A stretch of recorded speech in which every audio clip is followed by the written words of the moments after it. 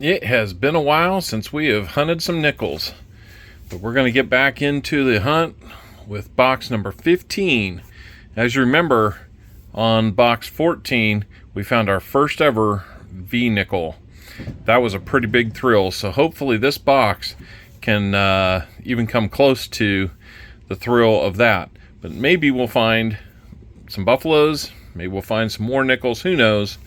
But I'm just ready to get back into some nickel boxes and put some more videos out there for you guys. So we're going to dive in. Here we go.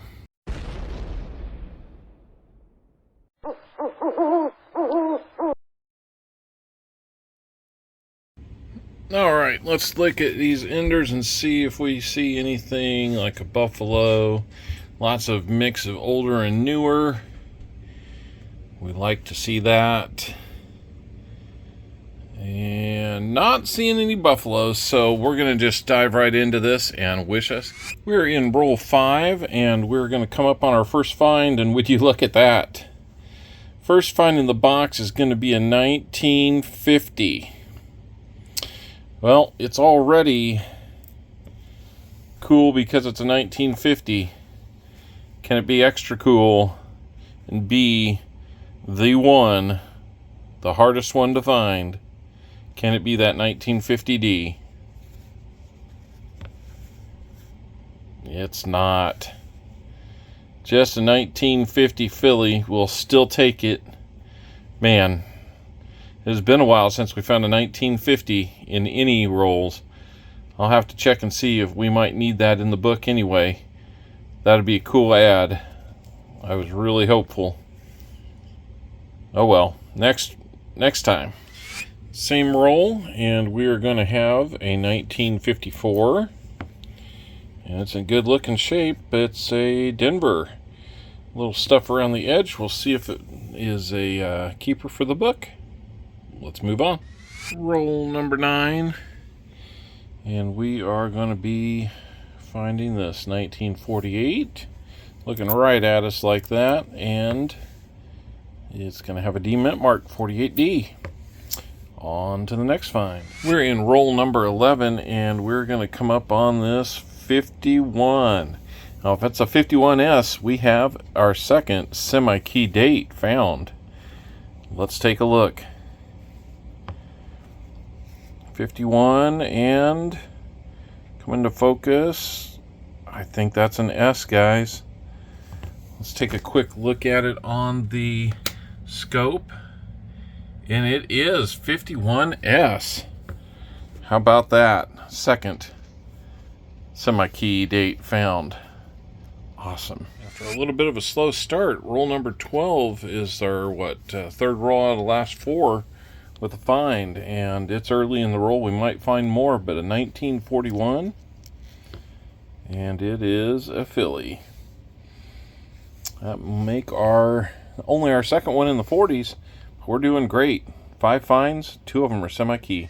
The hot streak is going to continue in roll number 13 because we've got a 1954, and it is going to be Denver. So another 50s. Awesome.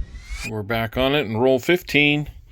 And this one, it's facing us in the back. It looks like it's got a lot of age on it.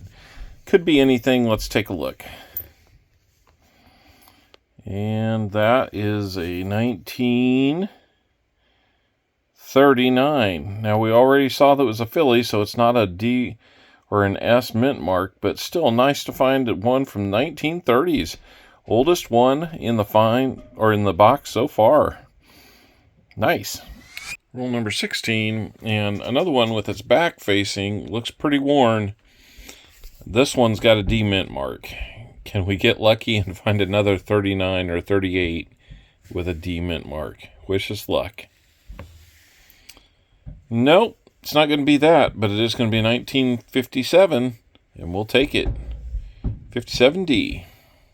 We're in roll 19, and early in the roll we see a 1948.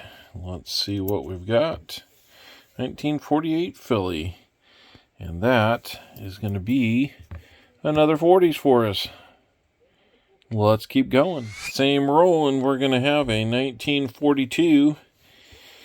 Now, in 1942, it's a transition year. We had some nickels that were made as traditional makeup, others that were 35% silver. If it has a letter above Monticello, it will be silver. Let's see what we've got. No mint mark above the Monticello, so it's just going to be a standard nickel, but it is nice to have a 1942 in this hunt. Roll number 22. Might have two back to back here. Let's see. I know we had a 47, but right behind it, a 48. First, let's look at the 47 and see what we've got there. 47, San Francisco. That's a cool find. Let's see what the 48 is. That's going to be a 48, and that is going to be a Philly. So 47 San Francisco and a 48 Philly. Nice back-to-back finds. It took a little while, but in roll number 30, we're going to have 1959. And let's see what year or what mint mark that might have. If it has one, it's going to be a Denver, and there it is. 59 Denver. And one more in that same roll number 30, going to be 1957. And let's see what we got here. It's also in Denver. 59 and a 57 Denver in the same roll. Very cool. Roll number 34 is going to bring us to this 1949. Now, if it's an S mint mark, it is a semi-key date. That would be amazing to have three in one box. And let's zoom in on that. That looks good. That is a 49S. How about that? Our third semi-key date in this box. Man, it's not coming up with a huge quantity, but it's sure got some quality in there. This is awesome. Fun box. I'm getting pretty deep into the box, roll 35, and we're going to have two finds, the first of which is going to be a 1952, and that is a Philly. And then further up here, I saw it and I pulled it out. It's a 1947, and looks like it's going to be a Philly as well. So, two good finds, 140s for 150s. Let's keep going. Well, we just had a dry spell of about 12 rolls, but in roll 47, we're going to find a 46. 1946, and is it? Nope, it's a 46 Philly. So, roll 47 gives us a 46. Roll number 48, and we are going to have a very early one. It's a 1955. If that's a Philly, that would be our fourth semi-key in this box. Amazing to even think about. But it is a 55 Denver. Well, guys, that's going to do it for the hunt today. We had 19 total finds, and we'll just recap those real quickly. We've got the 39 Philly. We've got the 41 Philly, or no mint mark. We've got the 42, no mint mark, but it was not silver. We're going to jump up to 46 for a Philly. 47, we had a Philly and a San Francisco. In the 48s, we had two Phillies and one Denver. And then we had the 49S. And in the 50s, we had that close call with the 50, but it was a 50 Philly. We had a 51 San Francisco, both of which were semi-key dates. We then had a 54. Oh, we had a 52. I'm sorry. We had a 52 Philly, two 54 Denvers, a 55 Denver, almost another semi-key date, but not the right mint mark. 257 Denvers, and then 159 Denver. So we know for sure we have two editions with the 50 Philly and the 51S. So let's go back and look and see. Yeah, that 49S was also the semi-key date. So 3 semi-key dates in this bunch. Not too bad at all. Let's go back to the book and see if we've got any other additions besides these two. We pulled aside a few others that were just nicer looking, so we'll take a look at those and we'll see what we've got. Okay, guys, we've had a chance to go through the book and see what we've got as far as ads go. As you recall, we found a couple semi-key dates.